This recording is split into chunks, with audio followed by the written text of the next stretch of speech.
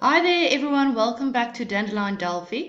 So today we're going to look at different objects on the form that make use of items and item indexes. So here is an example of one of those objects. This here is called a radio group. And if I click on one, you will see it will be highlighted. And if I click on another, the first one that I clicked on will be unticked or unselected. So in a radio group, we can only select one item at a time.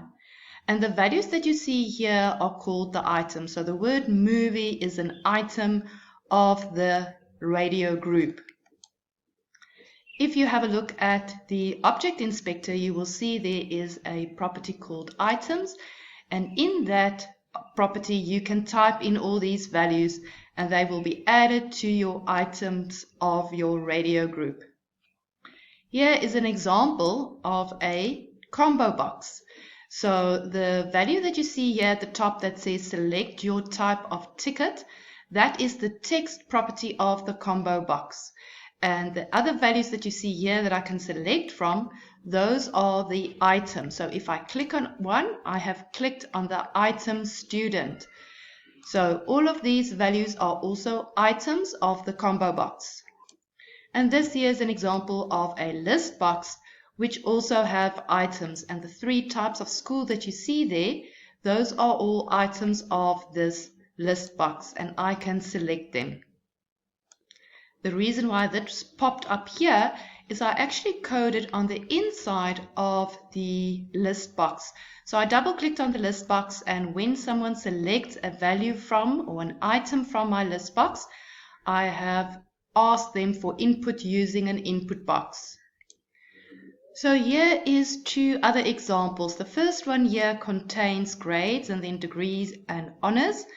And this would be one of those objects, either list box, radio group, or combo box, items that appear on them. So any one of these objects make use of the same code.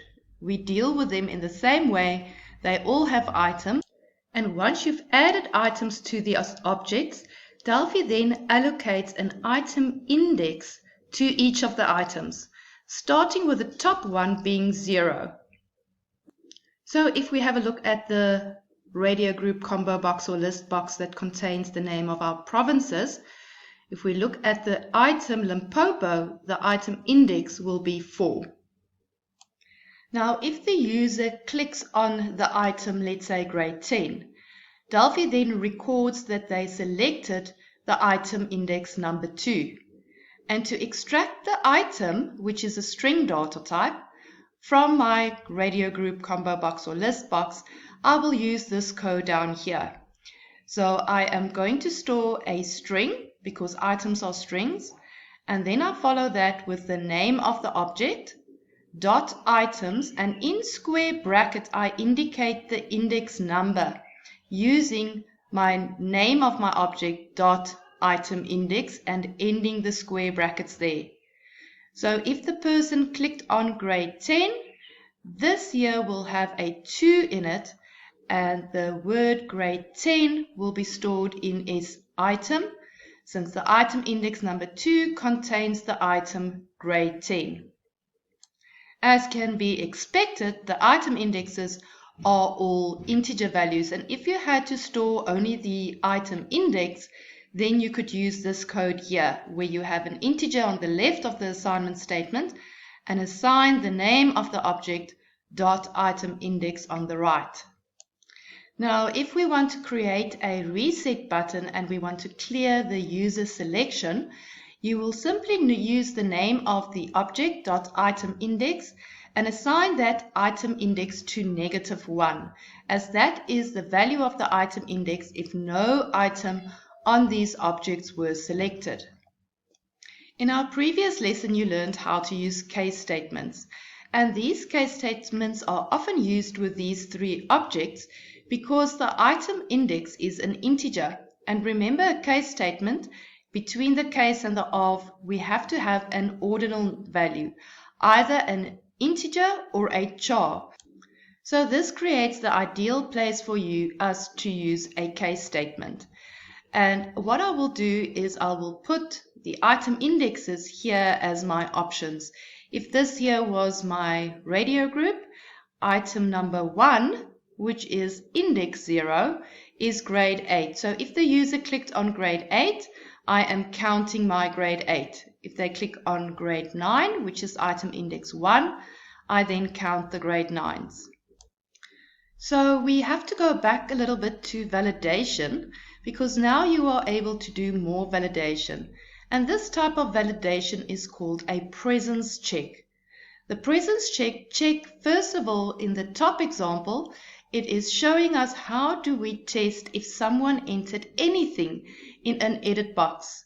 We can use an if statement to test if they have entered anything in the text property by testing if edit.text is equal to an empty string. That's just your 2 single inverted commas next to it. And below this will typically follow a begin and an end with a message and an exit. But we can also test a presence test if the person selected a value from a radio group, combo box, or list box. We know that the value -1 means it's unselected. So in my if statement here, I can test that the object.itemIndex is equal to -1. And if it is -1, it means they haven't yet selected an option. And then I can have a begin and an end with a message and exit the procedure so that they can't continue with the rest of the procedure. I hope this lesson was helpful, and all this information plus lots of activities can be found in my Dandelion Delphi book 1. You can also buy it electronically on the Etsy store, or you can visit my website to buy a hard copy. Thank you for watching, and please remember to leave some comments. I hope to see you soon.